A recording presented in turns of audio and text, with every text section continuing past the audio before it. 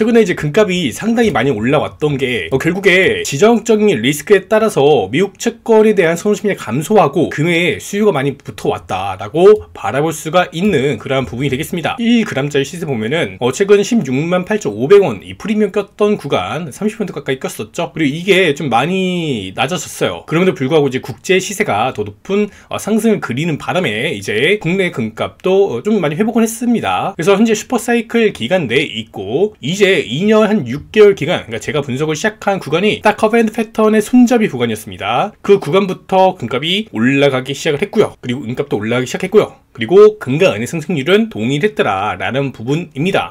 일단 최근에 나왔던 소식들을 좀 보게 되면요, 일단 트럼프 대통령이 파월 의장 해임 발언을 계속하고 있습니다. 유럽 이제 금리 인하 지난해 6월부터 더 빠르게 했고, 그리고 상당히 많은 금리를 했는데 왜 연준 너희는 금리를 못하냐 라고 계속 압박을 하고 있습니다. 그러면서 제롬 파월 연준 의장을 해임해야 된다 이러한 얘기들을 하고 있는데요, 이렇게 해임하게 된다라면은 금리 인하 바로 할 수 있지 않냐 라는 그런 기대감이 시장에 있는 것도 있겠지만 실상 그렇진 않을 수 있습니다. 근데 여기서 금리 인하를 하면 어떻게 되냐, 인플레이션이 막 미친듯이 치솟아 오를 수 있습니다. 이런 부분들로 인해서 지금 당장 금리 인하를 하는 거는 상당히 어려울 걸로 보여지고, 그래서 제롬 파월 연준 의장도 경기가 둔화되고 있음에도 불구하고 관세에 대한 우려감으로 인해서 현재 금리 인하 추가적으로 신중하게 바라보고 있다, 이러한 메시지를 지속적으로 주고 있는 이유이기도 합니다.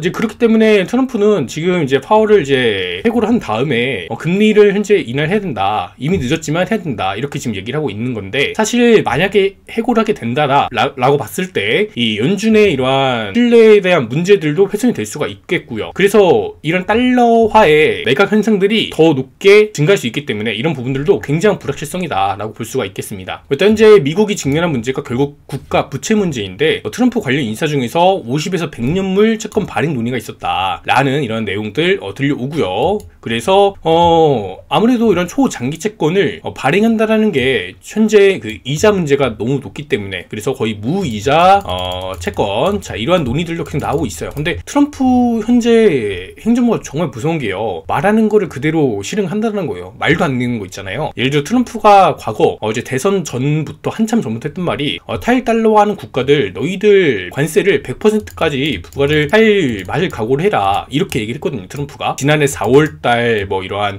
글이나 이런 거 봤을 때 있어요, 자료가. 근데 이게 진짜 실제로 이번에 됐다라는 거죠. 이게 정말 무서운 사실입니다. 그래서 트럼프는 결국에 미국을 우선하는 정책을 펼치고 있는데, 이제 현재 문제가 이런 적자 문제 그리고 이자 문제 이런 것 때문에 100년 채권 발행까지 논의가 나오고 있다라는 거죠. 실상 이게 실행이 되지는 않았지만 현재 될 가능성도 있다라는 게 아마 미국의 현재 굉장한 문제점이지 않을까라고 바라볼 수 있는 부분이 될 것 같아요. 이제 블룸버그 통신에서 보면은 베센트는 외발 자전거로 줄타기를 하고 있다. 현재 재무장관이죠. 미국이 자초한 위기를 관리하고 있는데 블랙스완 사건은 다른 종류로 갈 수 있다라는 부분까지 코멘트를 줬습니다. 그러니까 지금은 그냥 경제 위기가 올 수 있다가 시장의 기본입니다. 이거는 원래 쉽게 오는 건 아니거든요. 10년에 20년에 한 번씩 왔던 현상들이 최근 주기가 굉장히 더 빨라졌습니다. 그게 결국에 신용과 이 버블이 자주 빈번하게 발생되기 때문에 이런 부분에서 나타나는 거거든요. 근데 이번에도 마찬가지로 증시는 고가 영역에서 1차적으로 빠졌고 다시 반등 회복을 보이고 있으나 어느 순간 더 올라가더라도 또 저항을 맞고 또 하락하면서 이런 버블이 약세를 꺾이는 과정 속에, 터지는 과정 속에서 한 번에 또 다른 위기가 나타날 수 있음을 대비를 해야 된다라고 보고 있습니다. 근데 이제 이러한 블랙스완이라는 사건이 정책을 좀 바꾸고 있어요. 계속 바꾸고 있잖아요. 이런 부분에서 이제 새롭게 사건이 나타날 수 있다라는 거죠. 그러니까 기존에 예상했던 그런 방향이 아니라 새로운 방향으로 갈 수 있는데 그게 무엇이 될 거냐라는 거죠. 그래서 현재 공화당 루카스 하원 의원은 미국 국채 매각이 한 번만 잘못되더라도 그 여파는 매우 심각할 것이며 전 세계 재앙을 초래할 것이다. 미국의 재정 적자가 과도한지 세계는 의문을 제기하고 있으며 미국 국채의 회복력에 대한 검토가 필요하다라는 얘기까지 했습니다. 와, 그러니까 현재 미국 채권 시장이 정말 문제가 있고 이거에 대한 회복이 정말 중요한데 회복이 될 수 있을까라는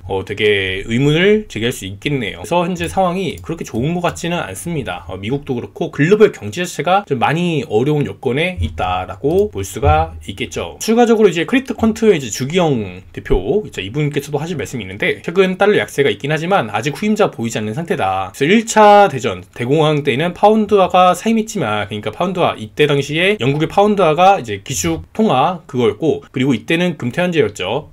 영국의 금퇴환 시기였는데 이때 당시에 종료됐고 그 이후에 달러가 이어가기 시작했다. 대공황부터 2차 세계대전 당시에는 달러가 본격적으로 기축통화 역할을 받아들였는데 이거에 대해서 펑골 또 이렇게 얘기를 한 건데, 마이클 셀비라는 사람이 얘기했어요. 중국 위안화가 기축통화로서 달러를 대체한다는 말은 정말 어처구니가 없네요. 위안화가 아니다. 그러면은 유로화가 될 거냐? 그것도 아니다. 그러면 엔화가 될 거냐? 그것도 아니다. 그럼 뭐냐? 금, 은, 비트코인 될 가능성이 높다. 근데 금과 은, 비트코인으로 어떻게 돈을 거래하나요? 라고 의문을 제기할 수가 있는데, 일단은 금은 거래를 할 수가 없죠. 왜냐면 우리가 갑자기 음식을 먹고 국밥집 가고 국밥 한 그릇 먹고 금 여기 0.1g입니다 하고 결제할 수 있는 건 아니잖아요. 금 조금 금붙이 좀 떼고 결제할 수 있는 게 아니기 때문에. 아니 우리가 또 송금을 해야 되는 상황에서 금을 어떻게 송금합니까? 안 되잖아요. 근데 이게 금 스테이블 하면 되더라. 스테이블 코인을 만들면 되더라는 겁니다. 근데 코인은 가치가 없어요. 사실상 가치가 없는 건데, 누가 보증해 주냐, 교환을 해주겠다. 금 스테이블 가져오면은 금 똑같은 1g과 교환을 해주겠다 라고 이렇게 금 퇴환을 하게 된다라면은 가능한 거죠.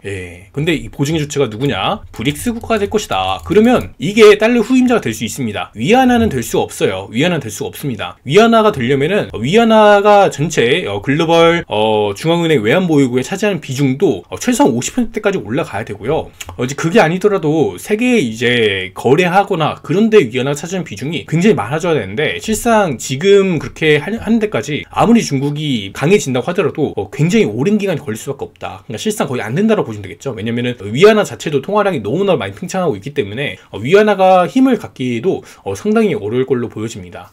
결국에 이거를 대체할 수 있는 게 금, 은, 비트코인이 세 가지가 잠재력이 가장 높다. 그래서 비트코인은 이제 미국 정부가 밀어주고 있고, 미국 정부가 밀어주고 있고요. 그리고 미국 정부는 금도 같이 하고 있습니다. 조금씩 모으고 있어요. 근데 이제 공식적으로 이제 브릭스 국가들은 금을 대놓고 매입을 하고 있잖아요. 은도 그렇고 모으고 있어요. 대놓고. 그러니까 이런 현상들이 결국 이 금 스테이블 코인을 사용해갖고 달러화를 이제 대체를 하려고 한다. 달러 패권을 대체하려고 한다. 이게 맞습니다. 달러화하고는 별개로 보셔야 돼요. 달러 패권을 대체한다. 이렇게 보시는 게 좋아요. 그러니까 왜 그러냐? 결국에 이게 앞으로 상황에서 이렇게 가는 경우에서 위기가 한번 나타날 수 있단 말이죠. 위기가 나타나면 달러 강세를 보여요. 근데 달러 패권 약세 보여도 달러는 강세를 보일 수 있단 말이에요. 이 달러 패권 약해진 것도 한 번에 약해지는 않습니다. 굉장히 긴 기간 동안에 최근까지 또 점진적으로 점유율이 낮아져 왔고, 앞으로도 이렇게 낮아지는 현상들에 대해서 패권이 약해지고 있다라고 말하는 겁니다. 근데 또 그거 봐야 돼요. 패권이 약해진다고 해서 미국이 망하냐? 그건 아닙니다. 또 미국이 망할 정도면 다른 나라들은 이미 다 박살나고 없어질 정도니까 그렇게 또 생각하는 거 아닙니다. 그러면 달러 패권이 약해진다고 해갖고 그러면 중국이 그러면은 대빵이 되냐? 그것도 아닐 수가 있습니다. 그러니까 약간 무질서한 세계가 먼저 펼쳐지고 거기서 이제 승자가 다음 패권을 가져간다. 그게 맞겠죠. 일단은 이렇게 가고 있는 과정에서 결국에 이 대체할 수 있는 게 뭐냐라고 봤을 때 금, 은, 비트코인이다.